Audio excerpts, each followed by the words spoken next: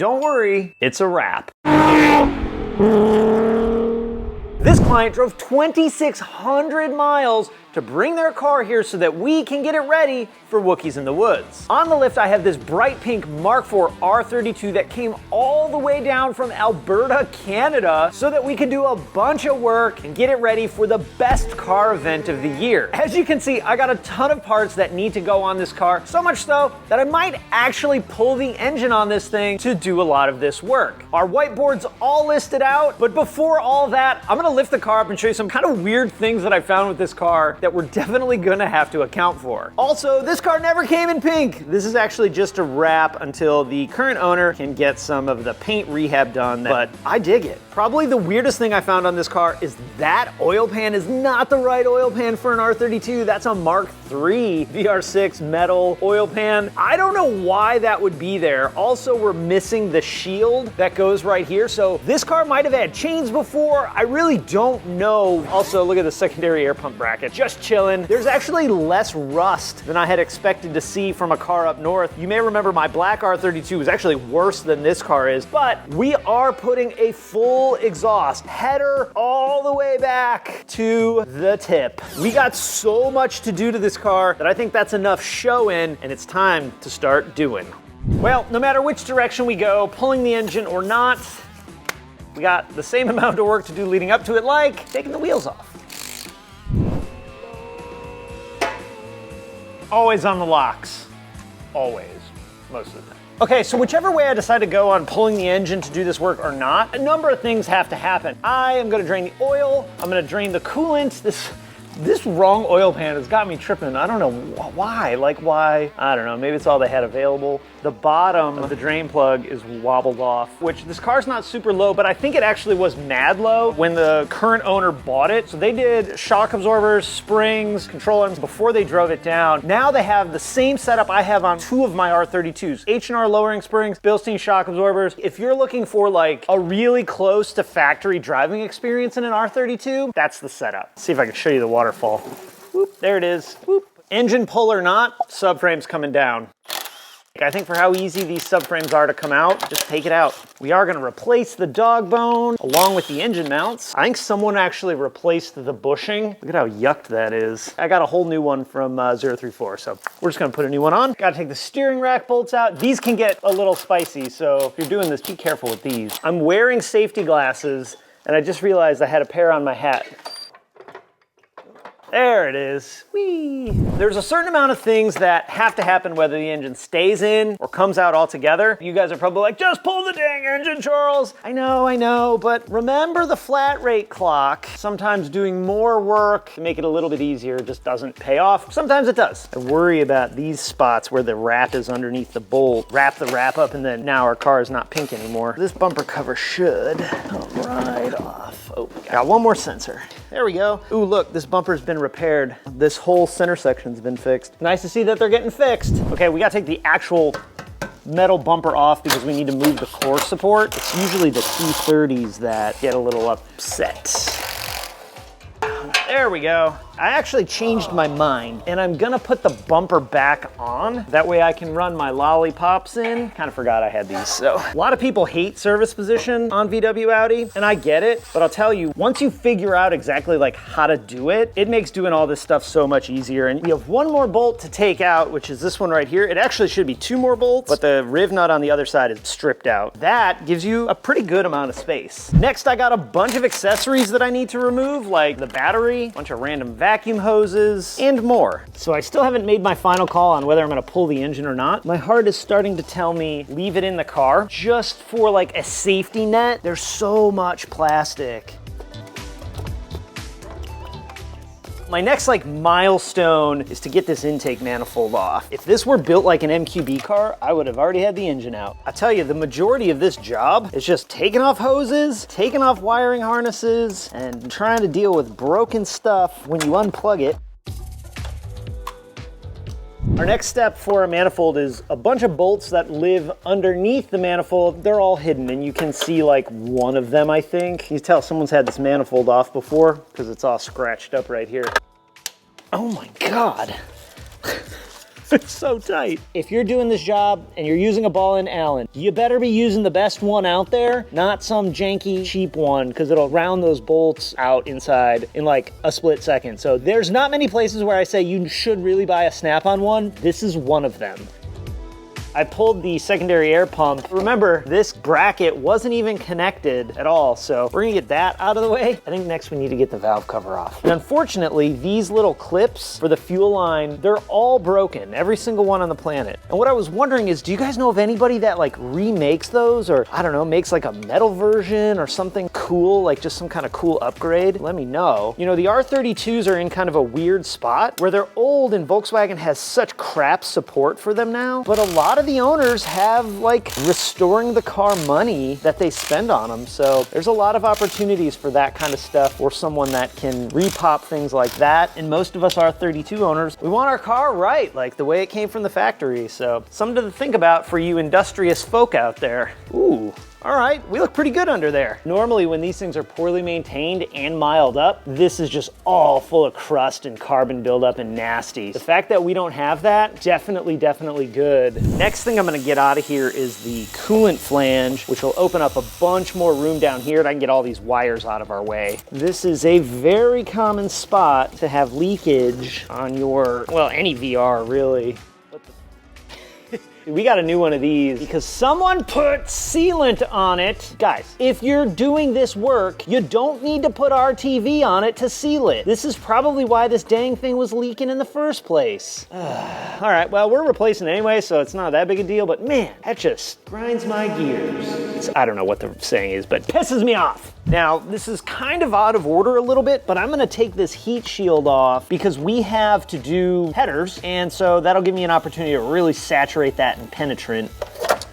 Ta-da! Now with all that undone, watch this. We can take all these wires. Now we have all this room to do our trains. I did notice that the Klein actually already has a short shifter, but this is the play in the shifter. Look at this. I have a super slider from Diesel Geek that will likely install in the car, so that should take care of almost all that slop. It's funny, once you get deeper and deeper, you start finding more and more weird things. We do have to take the bracket for the shifter cables off. There are rubber bushings in that bracket that if you're trying to get like a super solid shifter feel, replacing these, pretty solid upgrade. There we go. I'm gonna do the rest of them just the same way and we'll evaluate later. And just like that, it's time to go up and work from the bottom. Now that we're on the bottom side and our drips are, well, to be honest, they're still dripping, we can get this bracket out of the way. This will give us access to that starter. Prop shaft next. This is only a step if you have a 4Motion. I'm gonna leave the axles in the car and I'll show you how I rotate the hub around. Give me that back. Stole my socket. I can drop this down and swing it over this way. Our axle is out of the way. The transmission, do the same thing for the other side. That'll chill there. Yay.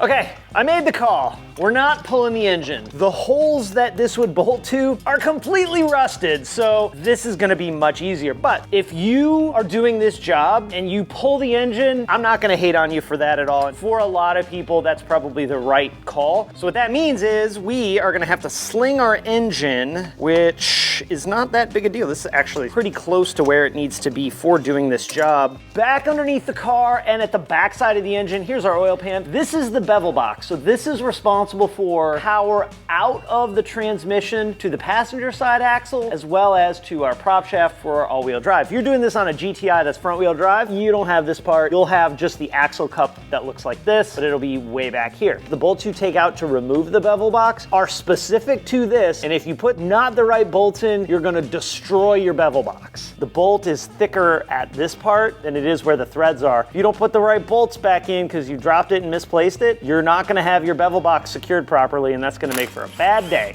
So now we should be able to just woggle this guy off. That bolt that was way inside of the bevel box actually bolts up here to connect the axle flange.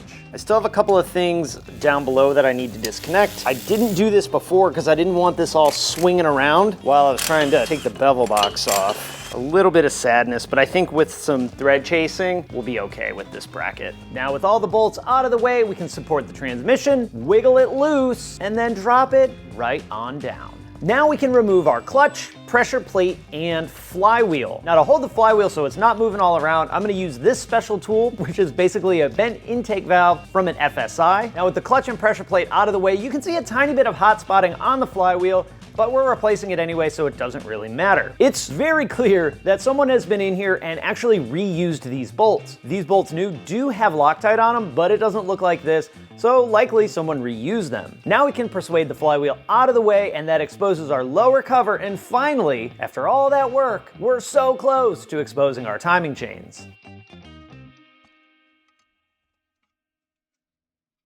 I was pretty worried about this car having a Mark III oil pan, but luckily we still have the Mark IV oil pickup, so we'll have no issues when we install our new pan. The reason I like to set the TDC before I do anything else is because we gotta take our tensioner out, and I don't really like to roll the engine around with the tensioner out.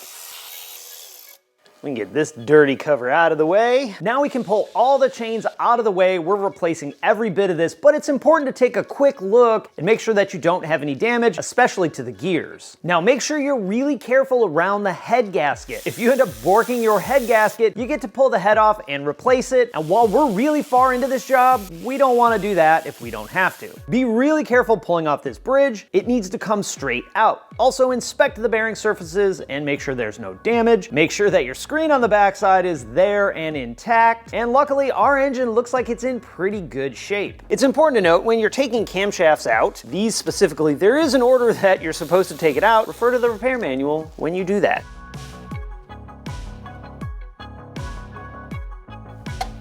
Shasha.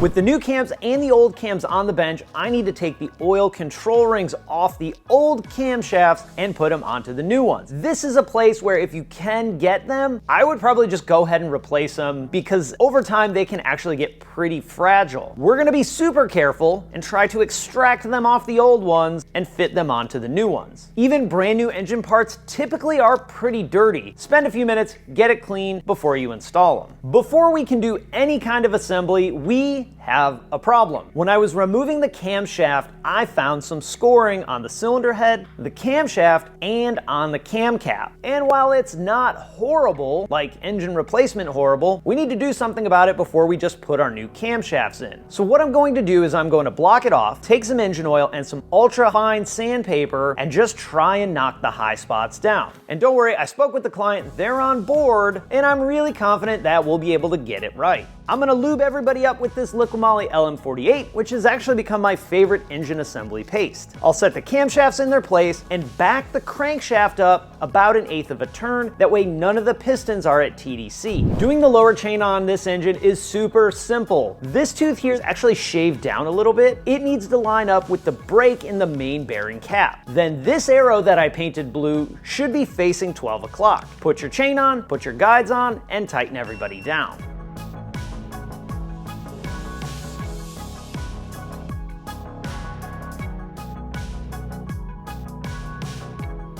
Now, I almost did a super Dr. Stupid move here, and that's rotate the engine without the tensioner guide secured. If you do that, you will almost guarantee popping the engine out of time. So I'm gonna take 2 zip ties, put them together, crank that down. This applies tension to the chain, basically simulating the timing chain tensioner. And now I can go ahead and rotate it around without popping it out of time like a doofus.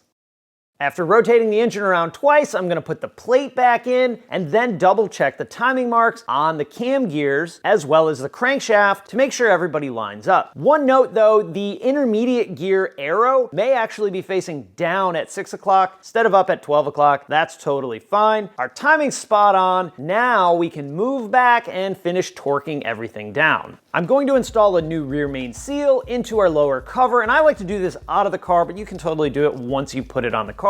We're just gonna hammer the old one out with a punch and use a block of wood to hammer the new one in. Make sure you get it lined up right though. It doesn't actually sit perfectly flush with the cover. After that, I'll run a bead of sealant around the cover where it mates to the engine, but I'm not gonna do the bottom side where it mates to the pan. We'll worry about that when we put the oil pan on.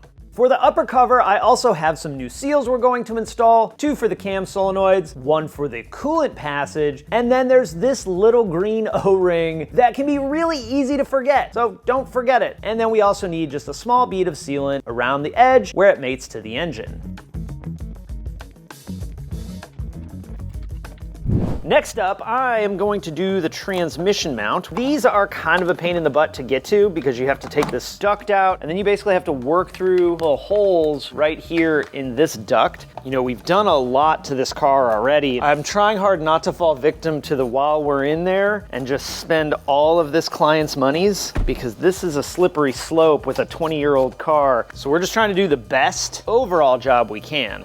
I'm gonna install our new proper Mark IV oil pan next. I found out the reason they had the Mark III pan on. Allegedly, people put that on because it's steel and you can ride dirt nasty low, scraping out your oil pan, not worrying about breaking it, but we're still gonna put the proper Mark IV pan back on it. Also keep in mind, if you replace your Mark IV pan, you do need to get this plug for the oil level sensor, which added like 35 bucks to doing the pan. This next part is probably one of the most forgotten parts of a job like this, and that is this little trim ring that goes between the bell housing and the engine. I set this on top of the flywheel so that I can't put the flywheel on the car without putting it on. Ask me why I do that. It's because I've forgotten it too. Now that that's on, we can put our flywheel on. Also, with these new bolts, you can see this green thread locker on them. That serves 2 purposes. 1, to keep the bolt in the crankshaft, and 2, we actually have to seal the holes of the crankshaft because that goes right into the engine. If we didn't do that, we could have oil leaking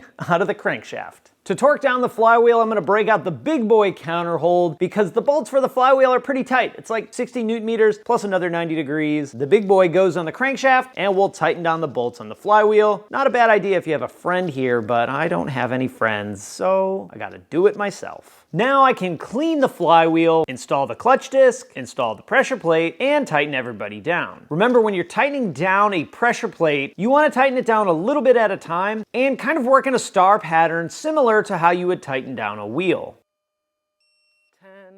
Before putting the transmission in, we're gonna do 2 more things. We are going to replace the release bearing. This is almost a must when you're doing a clutch, in my opinion. You might also have noticed we didn't replace a pilot bearing. That's because this car does not have a pilot bearing. But if your car does, I would put a pilot bearing in while you're in here. Okay, now look at this jiggle on the shift selector. It's pretty significant.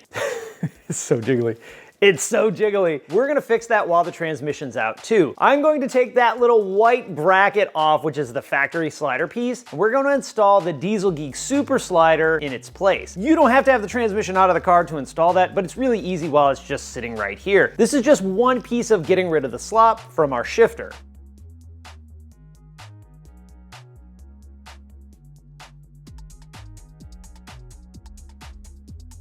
So I can close up our engine and not risk anything falling down into it. I'm gonna go ahead and put the valve cover on. Not only did I do the outer ring, but I put new spark plug well gaskets on it too. Now, for this car, we have a complete exhaust. Basically, every piece is going to get replaced. Now, even though this is a US spec car, it spent a lot of its life in Canada, which means it's pretty crusty. So we're just gonna be really careful taking everything apart so that we don't cause a problem for ourselves on the install. Luckily, we're not gonna use really any of this stuff going back together. So as long as none of the studs for the head break, we should be okay. Getting new hardware and new gaskets for everything else is pretty straightforward, but if we gotta drill and tap out a stud out of the cylinder head, that's gonna make a bad day. My next step is going to be removing the headers off of the backside of the cylinder head. Of all the jobs that we've done in this car so far, this is the one that's got me the most uneasy. Hopefully we can undo all these nuts and take the headers right off and put our Miltech ones on. Okay,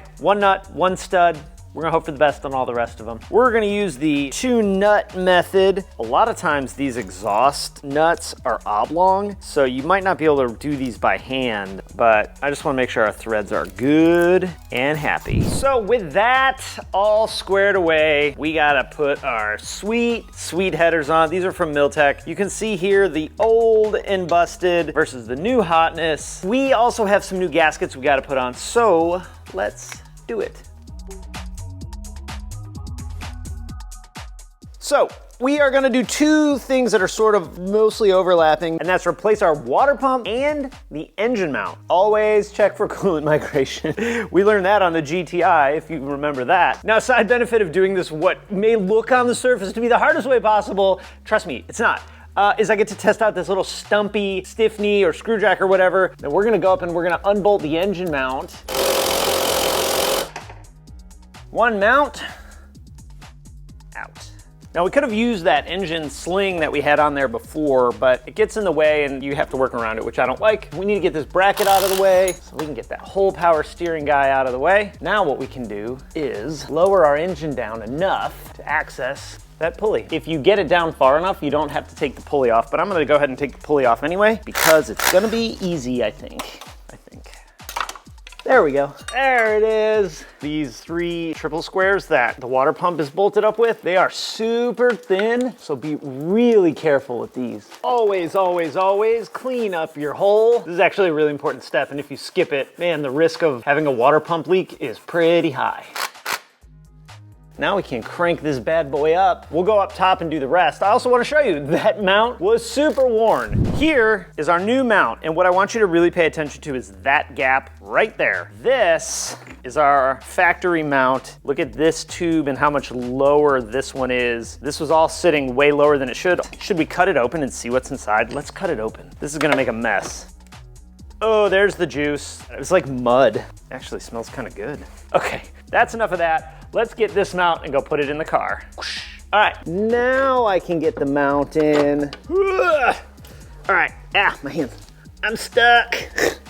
There we go. Okay, a couple more cranks and we're good to go. And in order to brake fluid the least amount of times, we're gonna do the brakes. What's maybe different than some other cars is our clutch also uses brake fluid as its hydraulic fluid. That's why VWs with a manual transmission don't have a separate clutch reservoir. It uses the brake fluid reservoir. So we do the brakes now. We only have to hook the brake flushy machine, bleedy machine up one time. We can flush the brakes, we can bleed the brakes, which are 2 different things, as well as bleed our new hydraulic slave cylinder. And then we'll have all freshy, brakey, and clutchy, plus look at these beauties. And let's be honest, this is gonna look dope up against the pink with black wheels. So I'm actually really hyped about these. Something I need to transfer to our other caliper is this little clip, because this is the retainer for the brake wear indicator wire. We're also going to be doing lines in the front, and I'll tell you about the rear lines when we get back to the back. So I can disconnect the flexible line at the hard line junction at the back of the wheel well, and then I'm gonna use this little stopper to make sure we don't have brake fluid gushing all over the place. These things are awesome, but you kind of need 2 sets if you ever plan on blocking off all 4 calipers at the same time. The cool thing, the client already did pads, they already did rotors, so we only need to swap the caliper and the carrier and put in our new brake lines. So we go from this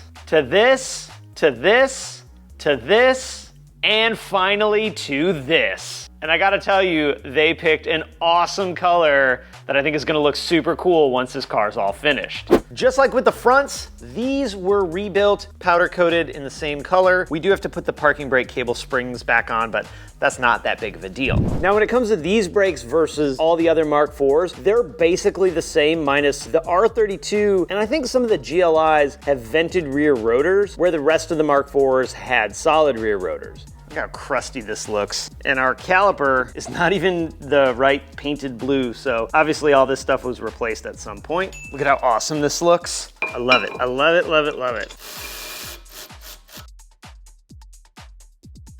Now, when it comes to swapping over this parking brake cable assembly, it's pretty straightforward. We're just gonna de-spring the spring. We also need to take this nut off. Normally what I do is I start the T30 and just like run it in a little bit. Take your 13 nut off. We want this to be all the way up. Then I do the T30, then finish tightening this up. Then our beautiful caliper goes back to the car. The fact that these rebuild kits are still around is kind of awesome. And just like that, our caliper went from this to this.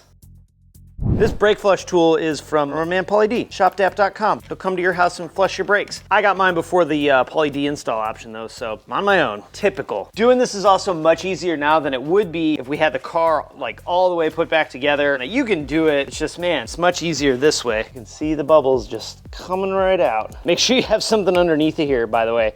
Otherwise, you're gonna make a mess. Now it's time for the super exciting part, bleeding the brakes and flushing the brakes. So we're kind of doing both here. I'm starting in the right front corner because it gets the dirty fluid out of the reservoir faster. Yucky. Let's put some downpipes in next now. These are Miltech downpipes. They match the header. They actually go around the prop shaft. I did have to support the engine with the pole jack right here because it was so tilted forward that these would be like jammed into the firewall. So next thing that's gonna make the most sense is to do our bevel box. Now, there are 3 seals on this bevel box and these green guys are just destroyed. So these are gonna be a must replace. I will say this is one of those places, if you guys know of a resource to source this gasket or this O-ring, I mean, let me know because I would love to be able to share that with people. We're gonna be putting this one back in. I think it'll be all right. We'll lube it up real good with some dielectric grease. This is one of the struggles in R32. So much no longer available stuff, but I really don't think we could have felt good about putting these two. Look at this one. It's crucified. Let's get this bevel box baby boy in here. Now I gotta balance this and get this out of here. Ah, there we go. Ah, puddle of drippage. We're doing a transmission service on this thing anyway. What I was trying to say before that catastrophe, I had posted about doing this on that internet thing that they have now. And someone's like, hey, whenever I do these, I don't take the bevel box off the engine. That could be cool. If you've done it that way, where you just leave this guy bolted to the engine, let me know. No matter how long you've been doing something, there's always the opportunity to learn a new cool way. Our next major milestone thing is gonna be the subframe. Before I put that subframe in, I'm gonna get our axles in. That way I don't have to fight around the subframe. We have to do the passenger side too. I'm standing on my tippy toes. Sometimes these axles are hard to get the bolt started because the entry angle is a bit awkward. These actually weren't too bad.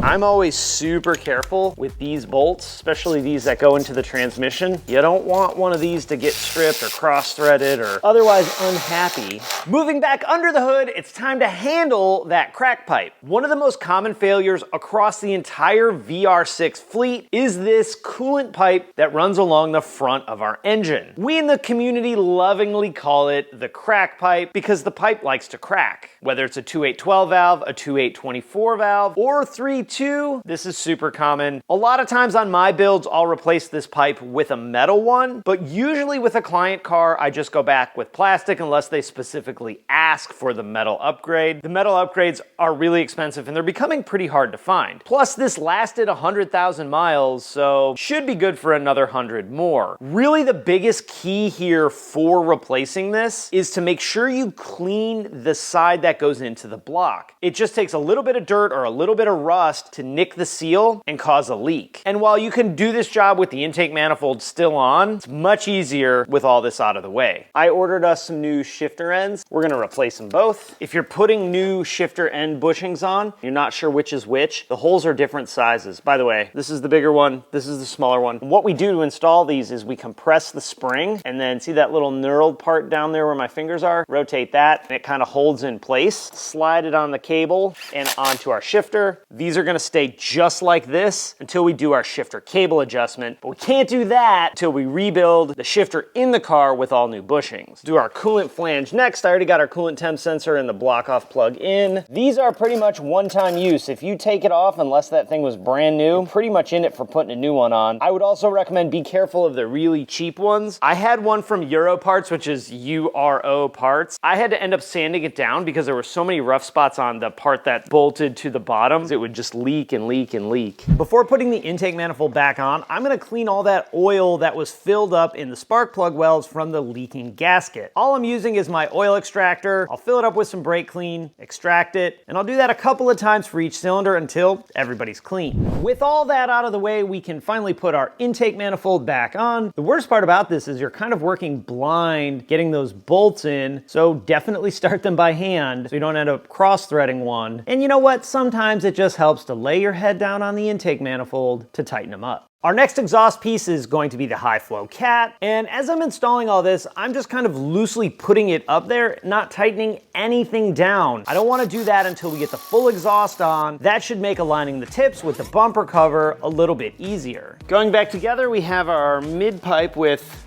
V-band.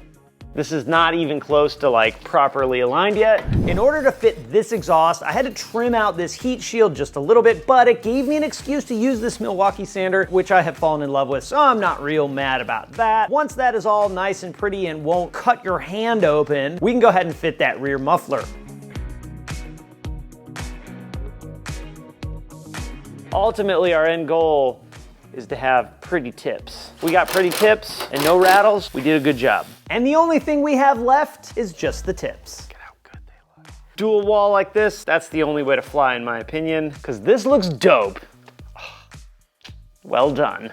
Now that I have the exhaust tips pretty much where I want them to be, I'm gonna start at the front and work my way back slowly, tightening up the exhaust. While I'm down here, I'm gonna go ahead and replace the fuel filter. If you're doing one of these fuel filters, you have to be ultra careful with these lines. Funny enough, Volkswagen doesn't even have a service interval for the fuel filter on this car. Next, I'm going to move inside the car, which feels wildly out of order, but just bear with me because I have a strategy. What I'm gonna do is I'm gonna access our parking brake cables through the back portion of the center console. That way, when I'm back under the car, I can get rid of them. The other thing I'm going to do is move to the front to rebuild the shifter. This has become a staple anytime one of these cars rolls through the shop. Not only is this a great bit of maintenance, but it's a really solid upgrade for your shifter feel. There's a kit from Diesel Geek that pretty much includes everything, minus the ball cup, which you can just get that from ShopDAP. It's like sub $10, I think. Now, to do all these bushings, it's gonna be much easier to have this shifter box completely out of the car. However, I found you can do it in the car, but to just be honest, you gotta fight it a little bit in order to do that. Now, if you follow the Diesel Geek instructions, they tell you to drill a giant hole in the side of the box, which I don't love, but that is an option. So we're gonna replace both cable end bushings, the front to back and the side to side cable. We're gonna replace this piece, which is called the first gear getter. The final two bushings are the ones under the spring, which is what we push down in order to access reverse. With those bushings all replaced, we can move under the hood. We're gonna lock the transmission into place. We're gonna lock the shifter in the car into place. Then all we have to do is rotate the collar on the two shifter end links, and our shifter is properly adjusted.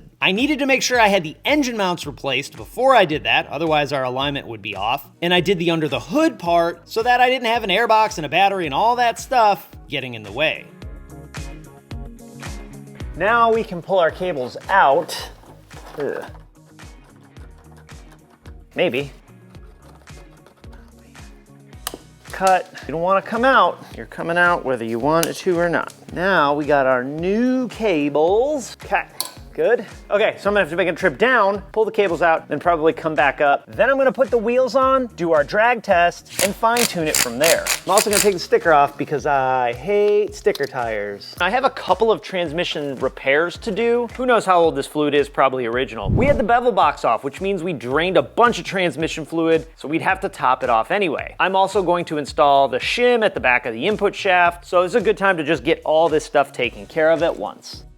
Before we put our fluid in, which goes in that hole right there, I'm gonna put some MOS2 from Liquimoly. It's a great addition to the lubricant we already are using. Whenever I do a manual transmission, I put some of this in. Don't put it in a DSG. This is meant for regular manual transmissions only. Now it's time to do some maintenance on the rear end of this R32. We are going to do two different services, the Haldex service and the rear differential. For the Haldex, it has a drain hole. It also has a thing that could be used as a fill hole. However, it's not a fill hole. It's just a hole to check the level. You have to fill this thing in a really goofy manner. I don't know why, but it is what it is. So we can take our filter out, put our new filter in, and then we use the Poly D special tool to pump fluid up from the bottom until it trickles out of that check hole.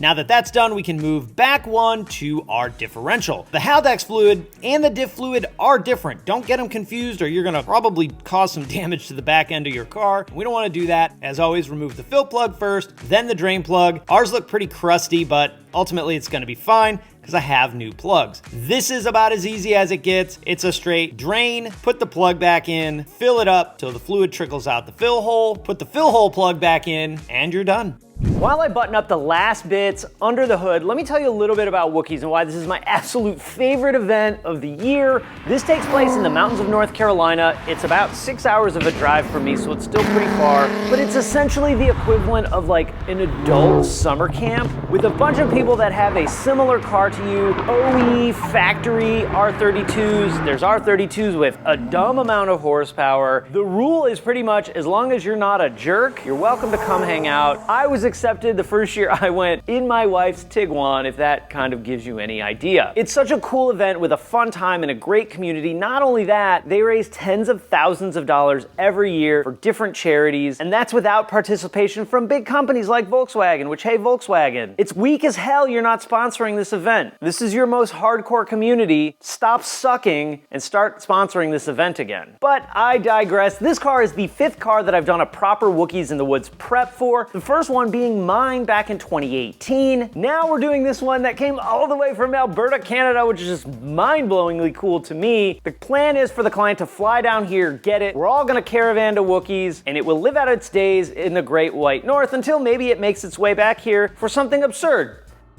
All right, we are making some really great progress. Next up, bumper and core support are gonna get attached. Once we do that, we can put this big old pink bumper cover back on too. Okay, so we've done all the things. Our timing's done, our clutch is done, our fluids are done, our brakes are on. I gotta put our grill on, and I'm gonna take it off of there so when I start it, it doesn't fall into the belt or anything dumb like that. All we got left to do now is fire it up. And I gotta tell you, even though I've done this job dozens and dozens, I don't even know how many times, but a lot of timing chains, I still get a little bit of nervous right before I hit that key. So I'm gonna hit the shop door, we're gonna fire it up and hope it doesn't explode. There we go. Sounds like we got a little bit of an air leak. I found it. I missed one of the vacuum lines at the back of the intake manifold. We got a bit of smoke, but remember, we put that whole exhaust on. It's all the oils and junk from everything we've touched. Sounds good. Okay. This is the pan that we're gonna be installing. We have some M10 riv nuts that we're gonna pop into the subframe and into the frame rail of the car up here on both sides. Then next you have the shields bolted all together and you have a bulletproof, but not really, but maybe, lower skid shield. So no Mark III oil pan needed for you Stancy boys. We have just a big old heavy belly pan. Okay, so we only have 2 things left we need to do to this car. We have this powder-coated rear brace that needs to go on, and a rear seat delete. Luckily, a lot of this overlaps, so it's gonna actually make doing this much easier. In case you were ever wondering, removing back seat backs out of a VW is one of my least favorite things to do, but we need to get the bottom and the backs out. Then I'll spend a pretty good amount of time making sure that the brace is even, mark and drill my holes. Then I have to take the brace back out so I can fit all the rear seat delete stuff in, which is 3 full pieces. And typically this actually gets screwed down, but I'm not gonna do that because I'm worried about them getting stopped by Border Patrol because they have this weird false floor thing that we all know what it is, but you know, does the Border Patrol know? I really don't know. So we're not gonna fasten this down. We're just gonna lay everything down. It fits pretty snug, so it won't go anywhere. And on top of that, we have the brace that'll kind of hold everything in place too. All right, that's all wrapped up. And I gotta tell you, this rear seat delete and this brace look pretty awesome. Let's get this car out of the shop, shake it down while we wait for the client to come pick it up.